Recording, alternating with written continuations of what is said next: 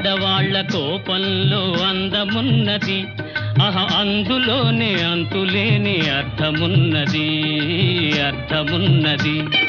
మొదటి రోజు కోపం అదో రకం శాపం, పోను పోను కలుగుతుంది భలే విరహ తాపం.